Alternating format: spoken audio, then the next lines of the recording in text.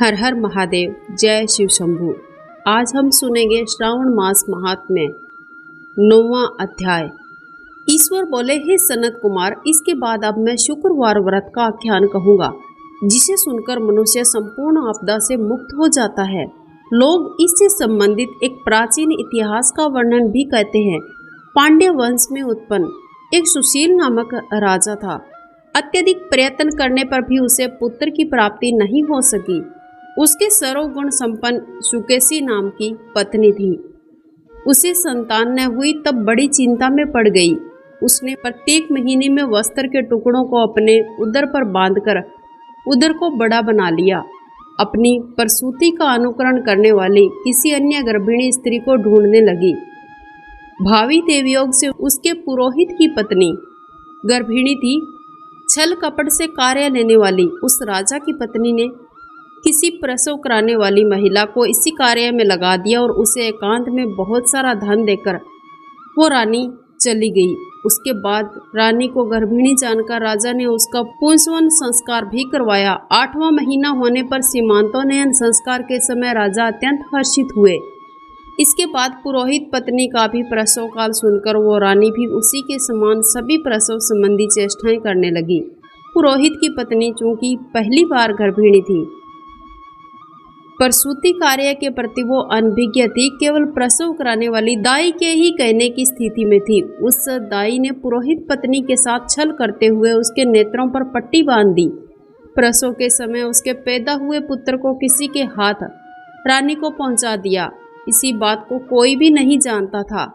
उसके बाद रानी ने उस पुत्र को लेकर ये घोषणा कर दी कि मुझे पुत्र रत्न की प्राप्ति हुई है। इन सब के बाद दाई ने पुरोहितन की आंखों से पट्टी खोल दी। दाई अपने सामने मांस का एक टुकड़ा लेकर आई थी।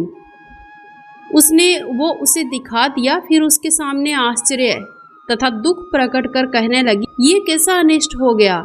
अपने पुरोहित पति से इसकी शांति जरूर करवा लेना।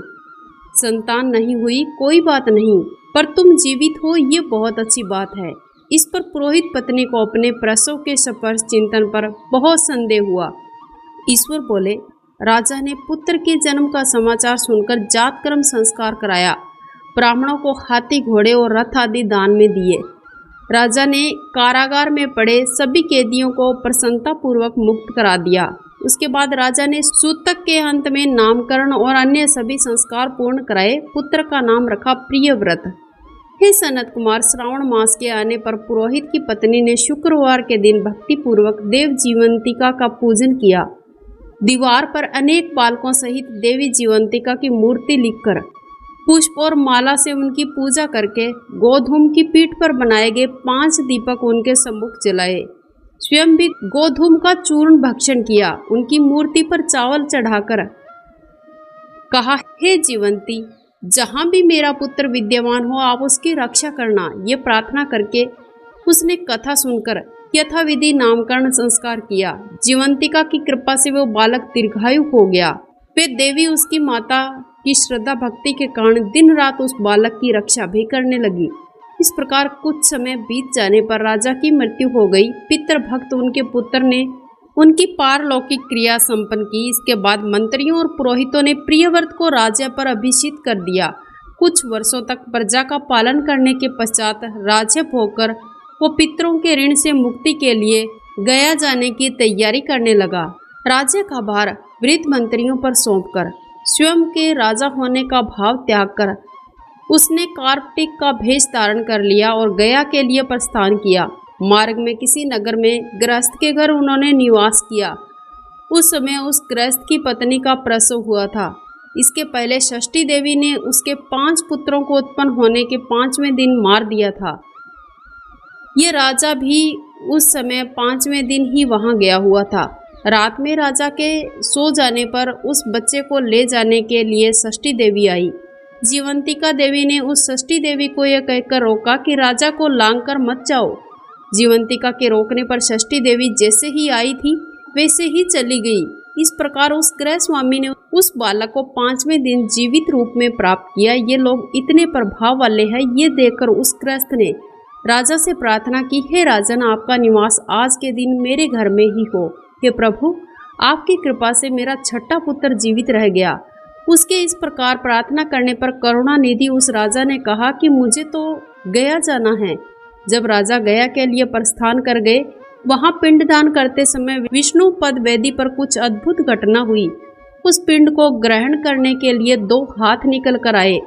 तब महान विस्मय युक्त राजा संशय में पड़ गए और पुनः पिंडदान कराने वाले ब्राह्मणों के कहने पर उन्होंने विष्णु पद पर पिंड रख दिया। इसके बाद उन्होंने किसी ज्ञानी और सत्यवादी ब्राह्मण से इसके विषय में पूछा। तब उस ब्राह्मण ने उससे कहा कि ये दोनों हाथ उसके पितरों के थे। इसमें संदेह हो तो घर जाकर अपनी माता से पूछ लीजिए, वो बता देंगे कि राजा चिंतित तथा दुखी हुए हैं और मन में अनेक बातें सोचने विचारने लगे। वे यात्रा करके पुनः वहां गए जहां बालक जीवित हुआ था। उस समय भी उस स्त्री के पुत्र उत्पन्न हुआ था और वो उसका 5वां दिन था। वो जो दूसरा पुत्र हुआ था उसे लेने रात में फिर षष्ठी देवी आई। जीवंतिका के दोबारा रोके जाने पर उस षष्ठी देवी ने उनसे कहा, इसका ऐसा क्या कृत्य है, अथवा क्या इसकी माता तुम्हारे व्रत करती थी जो तुम दिन रात इसकी रक्षा करती हो। तब षष्ठी का यह विचार सुनकर जीवंती ने धीरे से मुस्कुराकर इसका सारा कारण बताया। उस समय राजा शयन का बहाना बनाकर वास्तविकता जानने के लिए जाग रहे थे। अतः उन्होंने जीवंती और षष्ठी दोनों की बातचीत सुन ली। जीवंती ने कहा, हे षष्ठी, श्रावण मास में शुक्रवार को इसकी माता मेरे पूजन में लीन रहती थी, व्रत के संपूर्ण नियमों का पालन करती थी। वो सब मैं आपको बताती हूँ।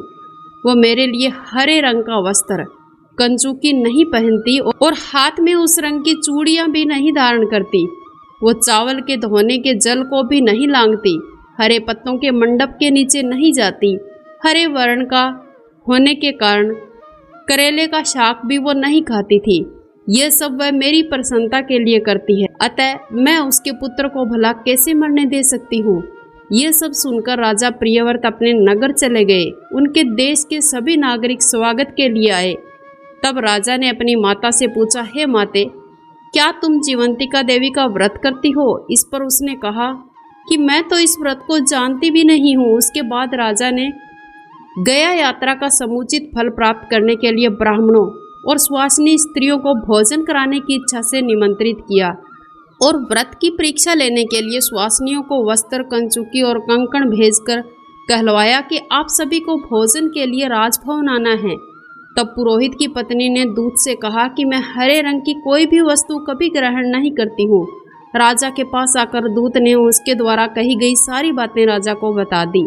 राजा ने उसके लिए सभी रक्तवर्ण के शुभ परिधान भेजे। वो सब धारण करके पुरोहितिन पत्नी राजमहल में आई। राजभवन के पूर्वी द्वार पर चावलों के धोने का जल पड़ा देखकर वहां हरे रंग का मंडप देखकर वो दूसरे द्वार से गई। राजा ने पुरोहित की पत्नी को प्रणाम करके इस नियम का संपूर्ण कारण पूछा। इस पर उन्होंने इसका कारण शुक्रवार का व्रत बताया। उस प्रियव्रत को देखकर उसके दोनों स्तनों से बहुत ज्यादा दूध निकलने लगा। दोनों वक्ष स्थलों ने उस राजा को दुग्ध की धाराओं से पूर्ण रूप से सिंचित कर दिया।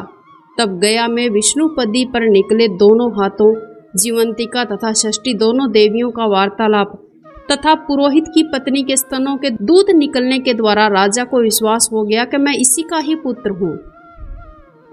उसके बाद पालन पोषण करने वाली माता के पास जाकर विनम्रता पूर्वक उनसे कहा, हे माते, डरो मत, मेरे जन्म का वृतांत सत्य सत्य मुझे बता दो। ये सुनकर सुंदर केशों वाली रानी ने सब कुछ सच बता दिया। प्रसन्न होकर उन्होंने जन्म देने वाली माता को नमस्कार किया और संपत्ति से वृद्धि को प्राप्त कराया।